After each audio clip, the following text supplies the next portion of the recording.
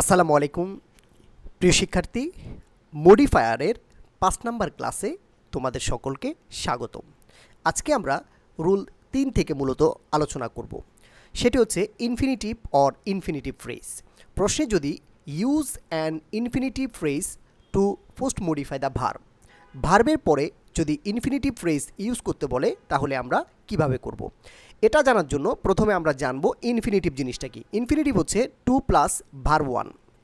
Two এর পরে যদি ভার্বের বেস ফর্ম বসানো হয় তখন সেটা হয় ইনফিনিটিভ। কখন আমরা টু এর পরে ভার্বের বেস ফর্ম বসাবো? যখন আমাদের এখানে উদ্দেশ্য এবং কারণ বুঝাবে তখন আমরা টু এর পরে ভার্ব ওয়ান অথবা ভার্বের বেস ফর্ম বসাবো। সাধারণত ইংরেজিতে আমরা টু প্লাস ভার্ব ওয়ান যখন বসাই, এটা বাংলায় গিয়ে ওই ক্রিয়ার সাথে একটা তে যুক্ত হয়। কিভাবে যুক্ত হয় আমরা একটু দেখব। যেমন গো, গো অর্থ হচ্ছে যাওয়া, আর যখন টু গো বলা হচ্ছে তখন এর অর্থ হবে যেতে। নো, এটার অর্থ হচ্ছে জানা, আর টু নো যখন যুক্ত হচ্ছে তখন সেক্ষেত্রে এটার অর্থ হবে জানতে। প্লে অর্থ খেলা করা বা খেলা, তাহলে টু প্লে যখন যুক্ত হচ্ছে তখন এটার অর্থ হচ্ছে খেলতে। এখানে আমরা একটা উদাহরণ দিয়েছি, যেমন হি কেম টু স্টাডি। আমরা জানি স্টাডি অর্থ কি? পড়ালেখা বা পড়া। টু স্টাডি যখন হচ্ছে তখন এটা অর্থ হয়ে যাবে পড়তে। হি কেম টু স্টাডি, সে পড়তে এসেছিল। হি কেম টু স্টাডি, সে পড়তে এসেছিল। আর একটা উদাহরণ আমরা দেখব, we eat a dash use an infinitive phrase to post modify the verb. তাহলে আমাদের এখানে বলেছে একটা ইনফিনিটিভ ফ্রেজ ব্যবহার করব পোস্ট মডিফাই দ্য ভার্ব, অর্থাৎ ভার্বকে মডিফাই করবে। তাহলে উই ইট, আমরা খাই। আমরা কেন খাই? এই ভার্বকে যখন আমরা কেন দিয়ে প্রশ্ন করব তখন আমরা যে উত্তরটা পাবো সেটা হচ্ছে মূলত আমাদের একটা ইনফিনিটিভ ফ্রেজ। তাহলে উই ইট, আমরা খাই, মূলত টু সারভাইভ, আমরা টিকে থাকার জন্য খাই। আমরা কেন খাই? আমরা মূলত টিকে থাকার জন্য খাই। অথবা we eat to get energy, আমরা শক্তি পাওয়ার জন্য খাই। We eat to get energy. তাহলে আমরা কেন খাই, ভার্বকে যখন আমরা কেন দিয়ে প্রশ্নটা করব তাহলে এখানে একটা কারণ বা এখানে একটা উদ্দেশ্য চলে আসবে। তাহলে we eat to get energy, আমরা শক্তি পাওয়ার জন্য খাই। তাহলে এই দুইটা শব্দ থেকে যে কোনো একটা শব্দ ইনফিনিটিভ ফ্রেজ হিসেবে বসালে এটার উত্তর হয়ে যাবে। পরীক্ষায় আসা আমরা কিছু প্রশ্ন দেখব। Number one, he wants dash, এখানে একটা ইনফিনিটিভ ফ্রেজ ব্যবহার করব to post modify the verb. তাহলে he wants dash illiteracy from his village, তিনি চান তার গ্রাম থেকে ইলিটারেসি, নিরক্ষরতা, অজ্ঞতা কি করার জন্য? দূরী করার জন্য। তাহলে দূরীকরণ বা দূর করা, এটার অর্থ হচ্ছে কি? To remove. তিনি চান, he wants illiteracy from his village, তিনি তার গ্রাম থেকে অজ্ঞতা, নিরক্ষরতা এগুলো দূর করতে চান। তাহলে এখানে আমরা লিখতে পারি টু রিমুভ। এই প্রশ্নটা এসেছে যশোর বোর্ড 2017 সালে। 2 নম্বর উদাহরণ, he hit upon a plan and invited all the foxes, use an infinitive phrase to post modify the verb. তাহলে এখানে একটা ইনফিনিটিভ ফ্রেজ ব্যবহার করতে হবে। এখানে প্রশ্ন হচ্ছে হি হিট আপন এ প্ল্যান, তার মাথায় একটা পরিকল্পনা আসলো, and invited all the foxes, এবং সকল শিয়ালকে তিনি আমন্ত্রণ করলেন। কেন আমন্ত্রণ করলেন? এখানে একটা ইনফিনিটিভ ব্যবহার করব, টু যুক্ত ভার্ব ব্যবহার করব এবং তার পাশে অন্যান্য শব্দ লিখব, তখন এটা হয়ে যাবে ইনফিনিটিভ ফ্রেজ। তাহলে এখানে আমরা লিখতে পারি to come to a meeting, তিনি একটা সভায় আসার জন্য সকল শিয়ালকে আমন্ত্রণ করলেন। তার মাথায় একটা পরিকল্পনা আসলো এবং সকল শিয়ালকে তিনি মিটিংয়ে আসার জন্য আমন্ত্রণ করলেন। তাহলে এখানে হচ্ছে to come to meeting to a meeting, একটা সবাই আসার জন্য সকল শিয়ালকে কি করা হলো? আমন্ত্রণ করা হলো।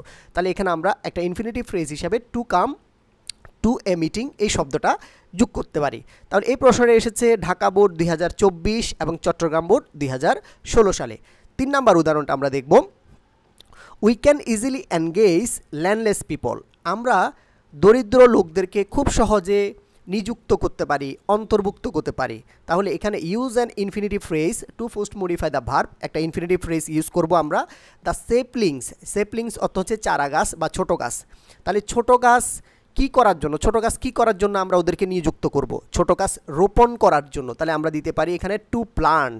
এখানে একটা ইনফিনিটিভ ফ্রেজ আমরা যুক্ত করব বা ইনফিনিটিভ যুক্ত করব, হবে we can easily engage landless people to plant the saplings, অর্থাৎ চারা গাছ রোপণ করার জন্য আমরা দরিদ্র লোকদের কি করতে পারি, নিযুক্ত করতে পারি।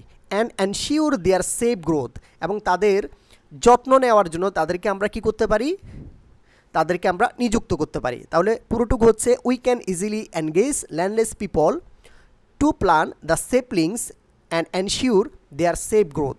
আমরা দরিদ্র মানুষদেরকে গাছ লাগানোর জন্য এবং তাদের যত্ন নেওয়ার জন্য আমরা নিযুক্ত করতে পারি। এটার অর্থ হচ্ছে এটা। তাহলে আমরা ইনফিনিটিভ ফ্রেজ বলতে বুঝবো এখানে টু যুক্ত একটা ভার্ব, যে ভার্বটা মূলত কাকে মডিফাই করবে, যে ভার্বটা মূলত ভার্বকে টু প্লাস ভার্ব যুক্ত এই ইনফিনিটিভটা মূলত ভার্বকে মডিফাই করবে, তখন সেটা হয়ে যাবে একটা ইনফিনিটিভ বা ইনফিনিটিভ ফ্রেজ। আশা করি বুঝেছ। 4 নম্বর রুলে যাচ্ছি আমরা। প্রশ্নে যদি use a prepositional phrase to post modify, তাহলে পোস্ট মডিফাই আমরা দেখব এখানে, এবং প্রেপোজিশনাল ফ্রেজ ব্যবহার করার জন্য বলবে। পোস্ট মডিফাইটা সেটা হতে পারে নাউন, পোস্ট মডিফাইটা সেটা হতে পারে ভার্ব। এই বিষয়টা আমরা একটু পরে আসি। প্রথমে আমরা বুঝবো প্রেপোজিশন বিষয়টা কি। প্রেপোজিশন এমন একটা শব্দ যেটা নাউন এবং প্রোনাউনের পূর্বে বসে অন্যান্য শব্দের সাথে, বাক্যের অন্যান্য শব্দের সাথে সম্পর্ক তৈরি করে, তখন সেটা হয় প্রেপোজিশন। আর প্রেপোজিশন কিসের পূর্বে থাকবে, নাউন বা প্রোনাউনের পূর্বে থাকবে। যেমন অন একটা এখানে প্রেপোজিশন, সেটা কিসের পূর্বে আছে, টেবিলের পূর্বে আসে, তাহলে হয়েছে কি অন দ্য টেবিল। এরপর আমরা দেখছি ইন একটা প্রেপোজিশন কিসের পূর্বে বসেছে, মিটিংয়ের পূর্বে, তাহলে এখানে মিটিং হচ্ছে একটা নাউন। আন্ডার, আন্ডার কি, আন্ডার হচ্ছে নিচে, তাহলে আন্ডার একটা প্রেপোজিশন কিসের পূর্বে বসেছে, টি এর পূর্বে। বাই একটা প্রেপোজিশন কিসের পূর্বে বসেছে, রিভারের পূর্বে। তাহলে নাউন বা প্রোনাউনের পূর্বে যে শব্দটা আমরা দেখছি মূলত এগুলো হচ্ছে preposition.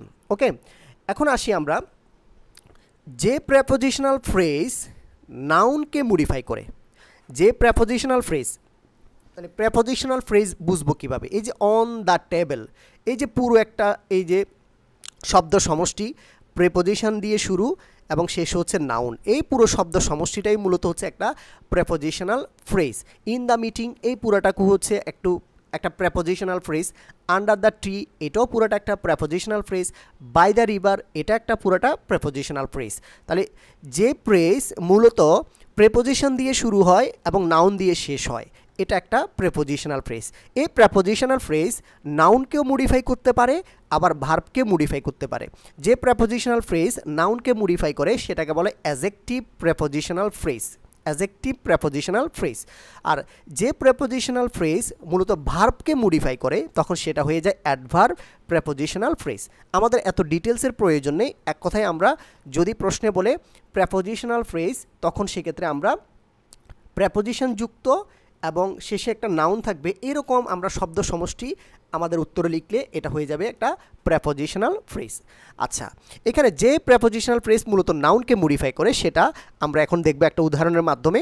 He has collected a রোজ, তিনি সংগ্রহ করেছেন এ রোজ একটি গোলাপ, ফ্রম দ্য গার্ডেন, তিনি বাগান থেকে একটি গোলাপ, এই যে বাগান থেকে একটি গোলাপ, এই মূলত এই প্রেপোজিশনাল ফ্রেজটা মূলত এই গোলাপকে মডিফাই করছে, বিদায় এটা হয়ে গেছে আমাদের প্রেপোজিশনাল ফ্রেজ। নাউনকে মডিফাই করছে, তখন আমরা এটাকে বলতে পারি অ্যাডজেক্টিভ প্রেপোজিশনাল ফ্রেজ। তো আমাদের এত কিছু প্রয়োজন নেই, যখন নাউনকে মডিফাই করতে বলবে তাহলে আমরা লাইনটা এমনভাবে সাজাবো যেন ওই প্রেপোজিশনাল ফ্রেজটা আমাদের নাউনটাকে মডিফাই করে। ওকে, হি হ্যাজ কালেক্টেড এ রোজ, তাহলে আমরা লিখবো এখানে ফ্রম দ্য গার্ডেন, তাহলে তিনি বাগান থেকে একটি গোলাপ সংগ্রহ করেছেন, এভাবে আমরা লিখব।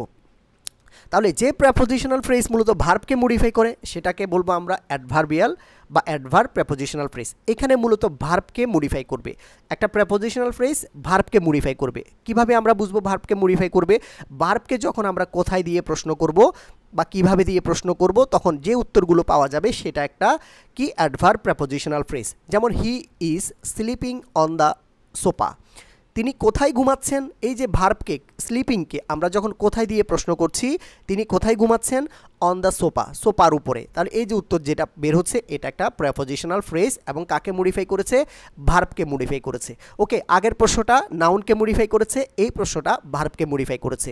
এখানে দুইটাই মূলত প্রেপোজিশনাল ফ্রেজ, একটা নাউনকে মডিফাই করছে আর একটা হচ্ছে ভার্বকে মডিফাই করছে। এবার আমরা বোর্ডে আসা কিছু প্রশ্ন দেখব। Number 1, the traffic constable is a model. Traffic constable is a model, এখানে ট্রাফিকের পূর্বে দা বসানো হয়েছে। এটা কেন বসানো হয়েছে এটা আমরা জানি, কারণ ট্রাফিক এক ধরনের পুলিশ, তাহলে অনেকগুলো পুলিশের বা পুলিশের তো অনেকগুলো ধরন আছে, তার মধ্যে ট্রাফিক একটা পুলিশ, এই ট্রাফিককে নির্দিষ্ট করা হয়েছে বিধায় এখানে একটা দা বসেছে। The traffic constable is a model, model বলতে একটা আদর্শকে বোঝানো হয়েছে, তাহলে এই মডেল হচ্ছে একটা নাউন। তাহলে কিসের মডেল, কিসের model, of dedication and sacrifice, নিষ্ঠা এবং ত্যাগের মডেল হচ্ছে ট্রাফিক কনস্টেবল। তাহলে এই মডেলটাকে মূলত এই প্রেপোজিশনাল ফ্রেজটা মডিফাই করছে। Okay, of dedication and sacrifice মূলত মডেলকে মডিফাই করছে।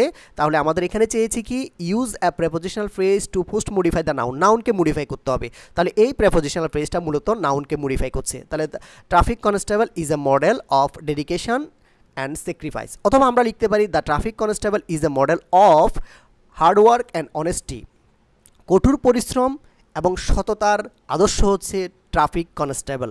তাহলে ট্রাফিক কনস্টেবল কিসের আদর্শ, কঠোর পরিশ্রম এবং সততার আদর্শ। ওকে, এটাও হতে পারে। 2 নম্বর উদাহরণ দেখি আমরা। ওয়ান ডে, একদিন, হোয়াইল হি ওয়াজ ওয়াকিং, যখন সে হাঁটছিল। এখানেও প্রেপোজিশনাল ফ্রেজ ব্যবহার করতে বলছে, adverb prepositional phrase to post modify the verb, তাহলে ভার্বকে মডিফাই করতে হবে। তাহলে ভার্বকে মডিফাই করলে কখন কিভাবে আমরা এগুলো দিয়ে প্রশ্ন করব ভার্বকে। তাহলে একদিন সে, যখন সে হাঁটছিল, তাহলে কোথায় হাঁটছিল প্রশ্ন করি আমরা, তাহলে কোথায় হাঁটছিল, উত্তর আসতে পারে থ্রো দ্য জঙ্গল, জঙ্গলের মধ্য দিয়ে। তাহলে জঙ্গলের মধ্য দিয়ে, তাহলে আমরা এখানে একটা প্রেপোজিশন দিয়ে শুরু এবং শেষে একটা নাউন থাকবে, এরকম একটা ফ্রেজ তৈরি করব, তখন সেটা হয়ে যাবে প্রেপোজিশনাল ফ্রেজ। এবং এই ফ্রেজটা কাকে মডিফাই করছে, ওয়াকিংকে মডিফাই করছে, তখন সেটা হয়ে যাচ্ছে আমাদের পোস্ট মডিফাই দ্য ভার্ব।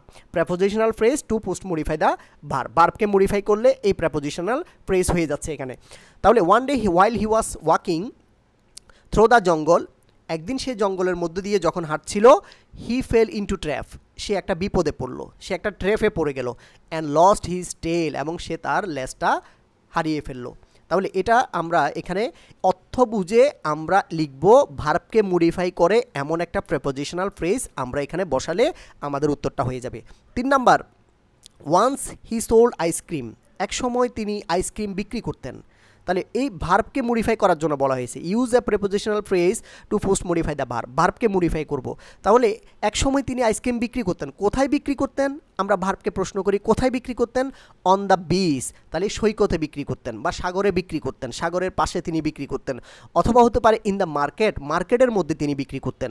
তাহলে এই যে ভার্বকে প্রশ্ন করার সাথে সাথে আমরা প্রেপোজিশন যুক্ত, সামনে একটা প্রেপোজিশন থাকবে এবং পিছনে একটা নাউন থাকবে, এরকম একটা আমরা ফ্রেজ বসালে সেটা হয়ে যাবে প্রেপোজিশনাল ফ্রেজ, এবং এই ফ্রেজটা কাকে মডিফাই করছে, ভার্বকে মডিফাই করছে।